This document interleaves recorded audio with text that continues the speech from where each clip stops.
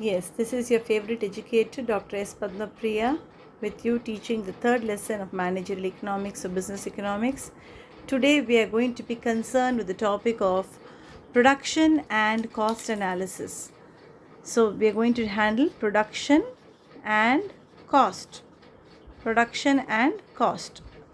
Right? They are the twin concepts, and in that, we'll be primarily covering the concept of expansion path, law of variable proportions, Cobb-Douglas production function, and break-even analysis.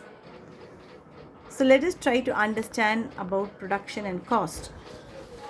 Production is nothing but the manufacturing of products. So there will be an output using certain inputs of production or factors of production. And we have production function in the short run, and we have production function in the long run. So in the short run, as we all know, it is known as the law of variable proportions, where we change only one input and the output increases. Then after a point of time, the output begins to decline and becomes negative. This is similar to law of diminishing marginality in the consumption theory. So anything that is used more than required will lead to negative results. So that is the law of variable proportions, which is the production in the short run, wherein the output increases because of an increase in one input or one factor of production. So one input becomes variable. Generally, the variable input is labor. Sometimes the variable input can be capital. So let us take the example of, say, agriculture. Suppose we have an acre of land and we have 5 people working on the plot of land. And then the production or the output increases, but after a point of time it begins to decline, right? When the number of workers who are used on that plot of land continues to increase, that is, suppose in the initial situation we have 5 workers working on an acre of land and the output is, say, 50 units. Then when the number of workers is increased to, say, 20 workers and the output increases to, say, 200 units. But as we increase the number of workers, sometimes what we find is that the production does not increase, but rather it starts to increase in diminishing levels, and then it begins to decline finally. And then we have the production function in the long run, which is known as the law of returns to scale. Right, so there is this production function in the short run, which we know as the law of variable proportions, and then we have the law of returns to scale, which is the production function in the long run. Right. Now, what does it mean? In the long run, of course, we can increase both labor and capital. Generally, in order to increase output, since we have a longer duration of time, we are able to increase more than one input of production. Right. So now let's understand the concepts of law of variable proportions, expansion path, Cobb-Douglas production function, and break-even analysis. Now, let's get to the concept of interesting concept of law of variable proportions, which is nothing but the production function in the short run, wherein we are now going to take only one input and increase it. Right. So what do you think will be the kind of graph that we will be having? Now let us assume that we are having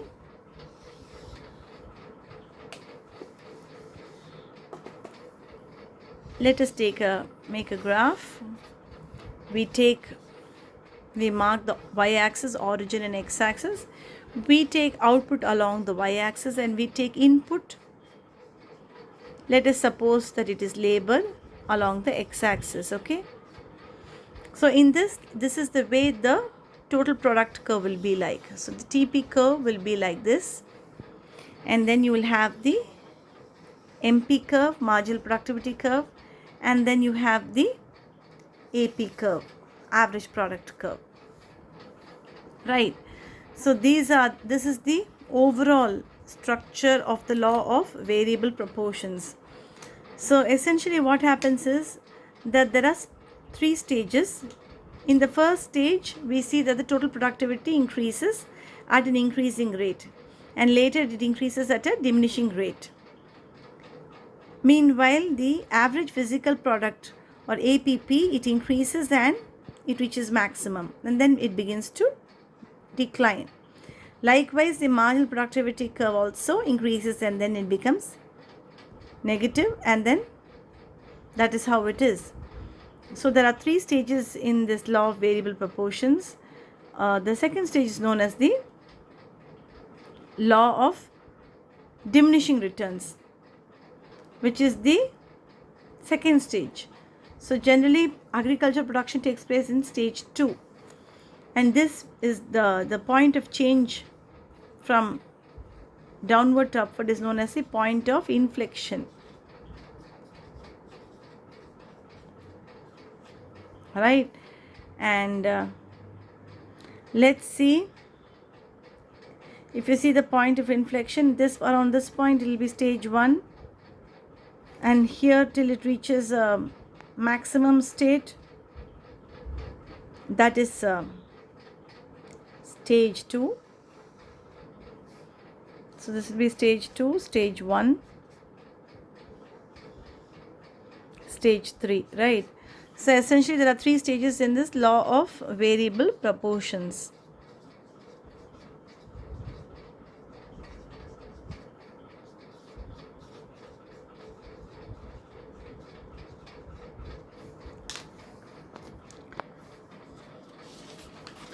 And so this is the main concepts under law of variable proportions. And then we have a graph for law of returns to scale 2, which is the production function in the long run, right?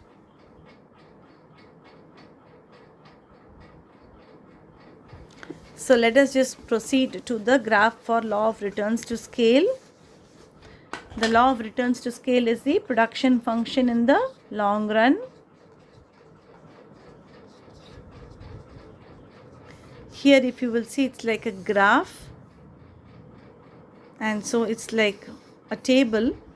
So here we have increasing returns, constant returns, and falling returns or diminishing returns, right? So essentially what happens is that in the long run we are able to increase our scale of production. So we are able to have, so returns to scale is taken along the y-axis and inputs is taken along the x-axis. So here we see that in the long run, since we are able to increase both labor and capital, there are increasing returns to scale, and then there are constant returns to scale, and then the returns start to decline. Now let us understand the important concept of expansion path. Now, in order to understand the concept of expansion path, we need to understand the concepts of isocost and isoquant. So what is this expansion path? As I have stated earlier, we need to have an understanding of the concepts of isoquant and isocost if we have to understand about expansion path. So what is expansion path? Expansion path is the line representing the least cost combination for different levels of output. How do we arrive at the expansion path? Let us assume that the levels of output of a firm are at different levels of output. In production, we call it as isoquant. So IQ1, IQ2, IQ3 are different levels of output.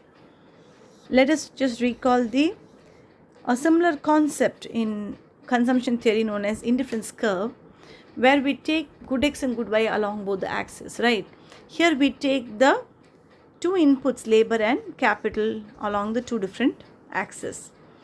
So IQ1 represents a certain level of output, IQ2 represents a higher level of output, IQ3 represents a still higher level of output, and IQ4 represents a greater level of output. Then we have isocost curves.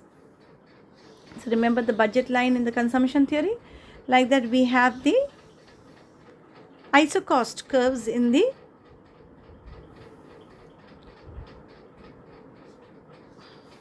suppose it's PL1, P1L1 is the first ISO cost, P2L2 is the second ISO cost, P3L3 is the third ISO cost. So what is this ISO cost?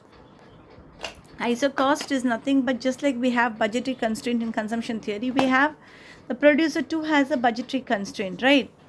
The budgetary constraint of the producer is that he doesn't have unlimited money. He has only certain amount of money and he has to use that and buy the inputs, right? So that is his constraint. So we take different levels of output, IQ1, IQ2, IQ3, and we take different levels of ISO cost, P4L4. P1L1 is the first ISO cost, P2L2 is the second ISO cost, P3L3 is the third ISO cost, and P4L4 is the fourth ISO cost. As I said, the ISO cost is a concept similar to the budget line or the price line in the consumption theory. Here in the production theory, we call it as ISO cost, or which tells the budgetary constraint of the producer. It reveals the budgetary constraint of the producer. And then when we, have this line which connects the points of tangency of the different ISO costs and ISO quants, that is known as the expansion path, right? So we have to understand this concept of ISO quant and ISO cost before coming to the concept of expansion path, which represents the least cost combination of the different levels of output. Now let's proceed to the concept of Cobb-Douglas production function. The Cobb-Douglas production function, as we all know, is the production function given by Cobb and Douglas. Cobb-Douglas production function.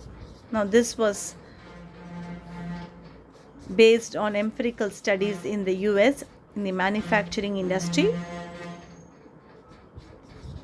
wherein you have a particular formula, that is output P is equal to B L to the power of alpha C to the power of 1 minus alpha. This is the formula. P is equal to BL to the power of alpha C to the power of 1 minus alpha, right? So what does it mean? The exponents of this production function said that there is a contribution of both labor and capital to output. A 1% change in labor output, capital remaining constant, is associated with a 0.75% change in output. Likewise, a 1% change in capital, labor remaining constant, is associated with a 25% change in output. So we have P, which is total output, L is equal to labor, C is equal to capital. Alpha and 1 minus alpha are the elasticities of production. So this is the important concept, Cobb-Douglas production function, and this holds significance. However, there are limitations of the Cobb-Douglas production function too. Now let's move to the important concept of break-even analysis. Break-even analysis is an important concept in cost.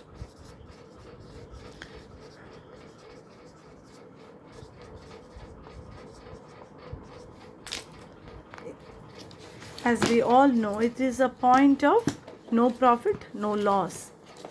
Break-even analysis essentially refers to the point of no profit, no loss. So what does it mean? It has a lot of relevance in planning for a firm, right? And let's just straight away go to the graph to understand how it looks like, so that we have an overall understanding of this concept. Okay, so here we take this is the main graph for break-even analysis, y-axis, origin, x-axis, right? And then we have fixed cost curve, then we have total revenue curve, and then we have total cost. So total cost is nothing but total fixed cost plus total variable cost. So this point, which is the point of intersection of the total revenue and total cost curve, is the break-even point. So this is revenue bar cost on the y-axis and output along the x-axis. So this is the graph for the break-even analysis.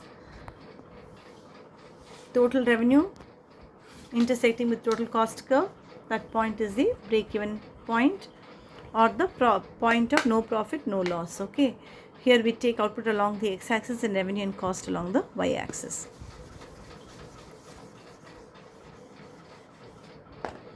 Let's also understand the formula, break-even point formula.